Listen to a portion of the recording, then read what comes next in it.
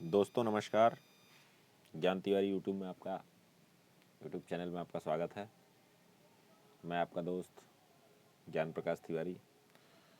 दोस्तों, आज से आपके चैनल पर एक नई श्रृंखला प्रारंभ होने जा रही है, जिसमें हम लोग बातें करेंगे वेदांत दर्शन और भारतीय चिंतन परंपरा में मोक्ष विचार की।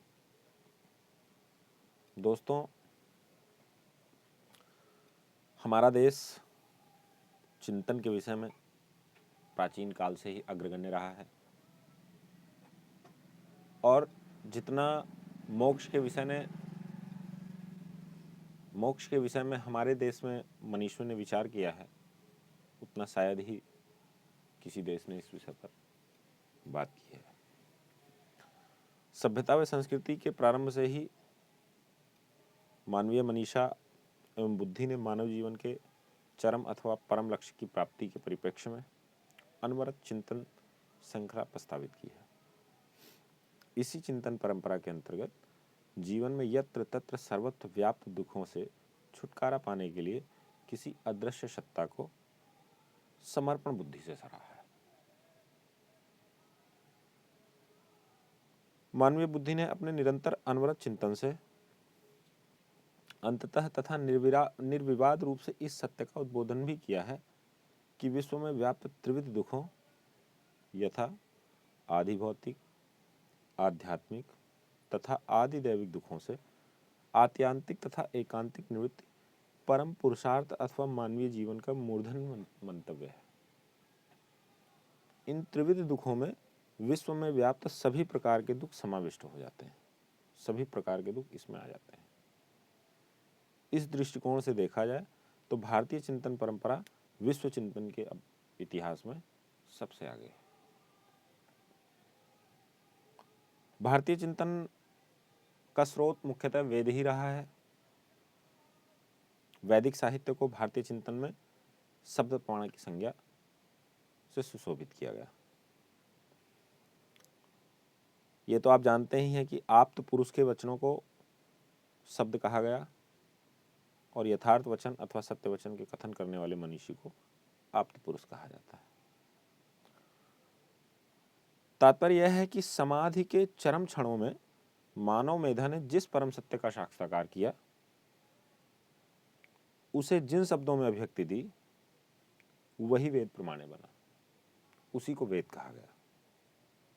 इसीलिए वेद को हमारे साहित्यों में, हमारे धर्मों में, हमारे ऋषियों के द्वारा, विद्वानों के द्वारा अपौरुषेय कहा गया है।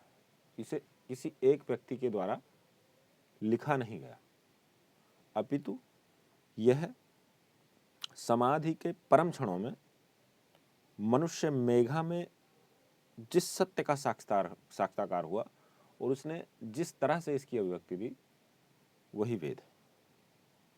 वैदिक ऋषियों ने वैदिक साहित्य का श्रेणी विभाजन क्रमशः 2, 3 और 4 भागों में किया है।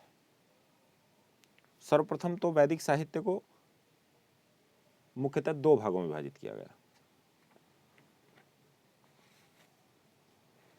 पहला भाग कर्मकांड भाग प्रधान है और दूसरा भाग ज्ञानकांड प्रधान भाग है। आइए जानते हैं दोनों भागों के विषय में। कर्मकांड प्रधान भाग पर पूर्व मीमांसा दर्शन आधारित है और ज्ञानकांड भाग पर उत्तर मीमांसा दर्शन आधारित है। कर्म उपासना और ग्राम प्रधान भाग द्वितीयतः है। अंतिम और तृतीयतः वैदिक साहित्य को 4 भागों में हम बांट सकते हैं। प्रथम भाग मंत्र भाग है, जिसे संहिता भाग भी कहा जा सकता है। द्वितीय भाग ब्राह्मण भाग, जो कर्मकांड भाग प्रधान भाग है। तृतीय भाग आरण्यक भाग है, जो कर्मकांड तथा ज्ञानकांड के मध्य का संगमन काल में रचित साहित्य है। चौथा भाग उपनिषद भाग है, जिसको ज्ञानकांड प्रधान भाग कहा जाता है। भारतीय मानव समाज की दार्शनिक चिंतन विधाओं के आदि स्रोत वेद ही हैं। आस्तिक चिंतन संप्रदाय तो मुक्त कंठ से अपने विचारों को वेद मूलक स्वीकारता है। अर्थात आस्तिक संप्रदाय का जितना भी चिंतन है सब वेद पर ही आधारित है।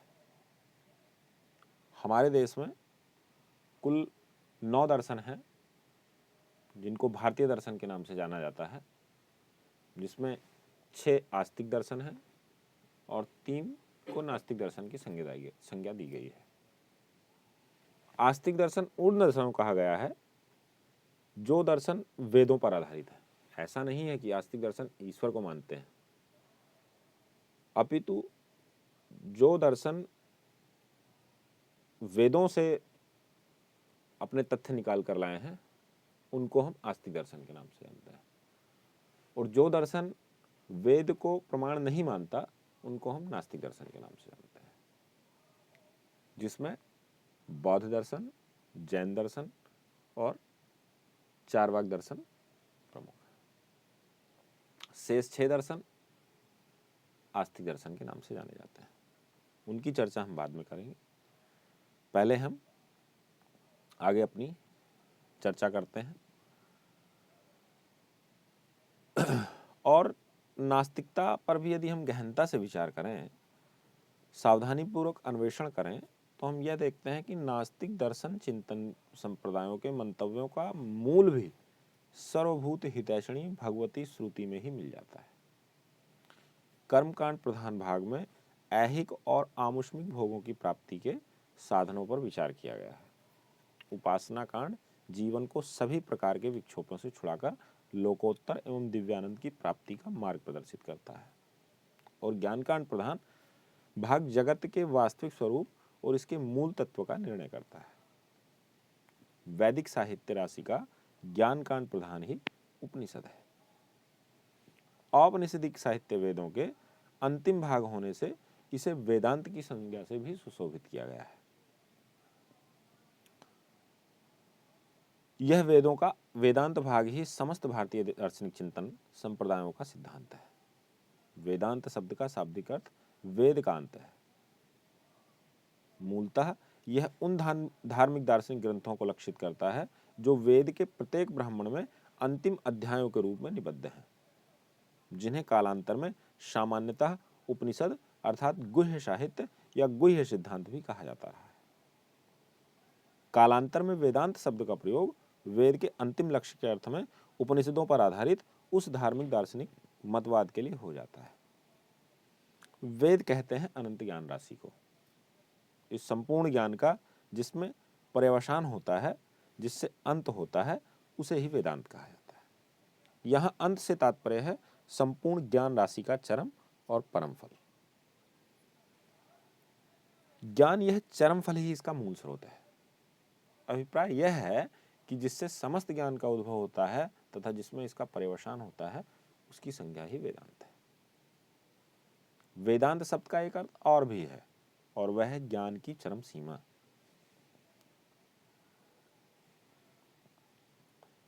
औपनिषदिक साहित्य में चरम ज्ञान का उपदेश दिया गया है।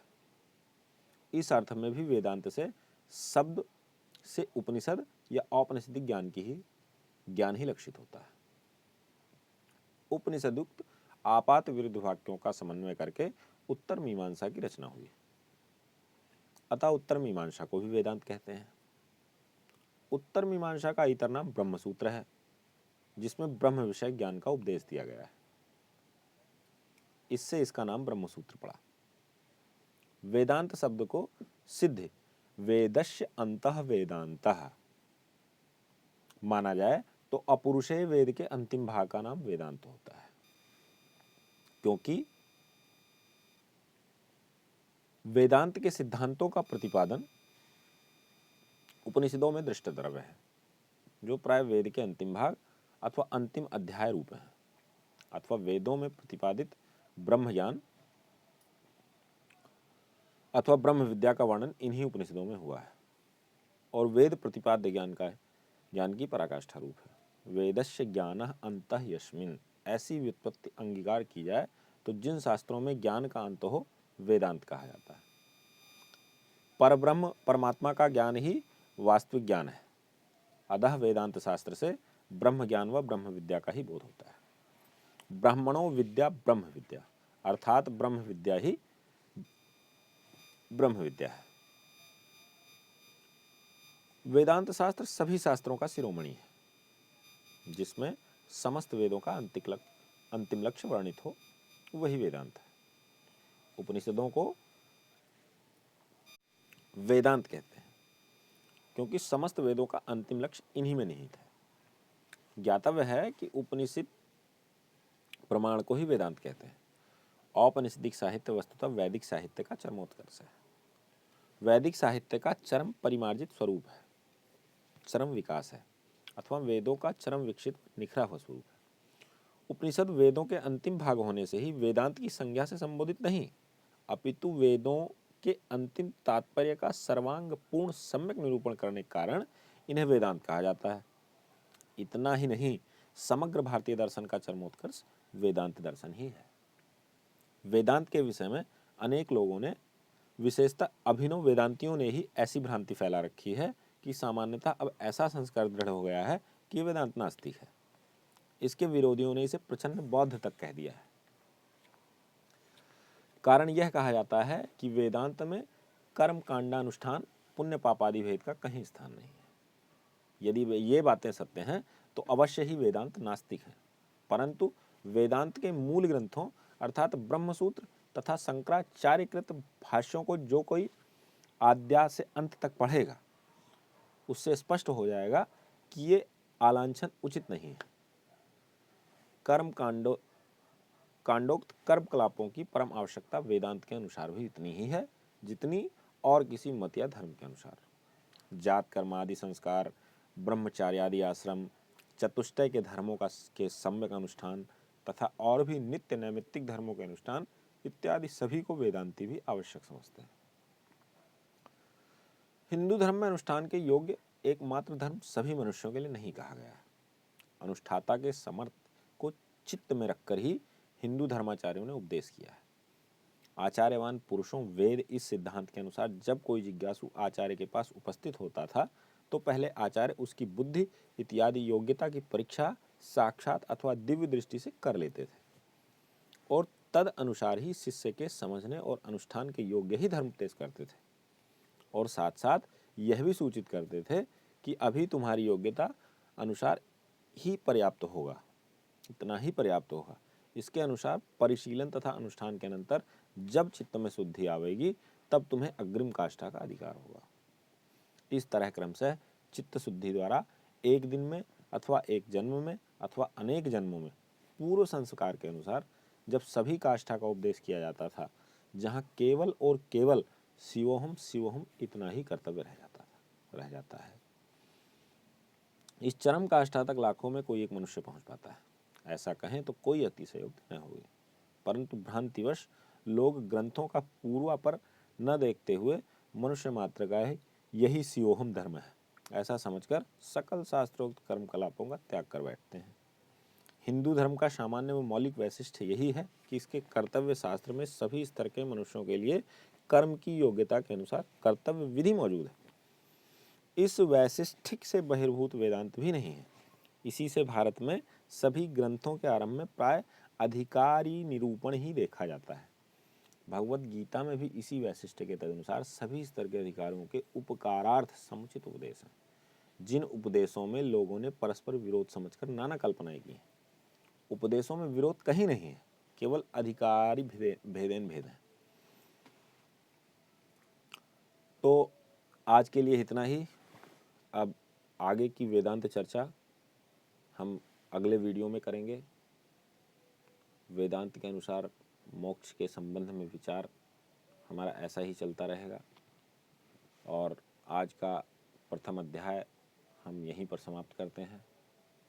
आपको मेरे विचार कैसे लगे, मोक्ष के संबंध में भारतीय चिंतन की विचारधारा कैसी लगी, इसे कमेंट्स करके ज़रूर बताएं।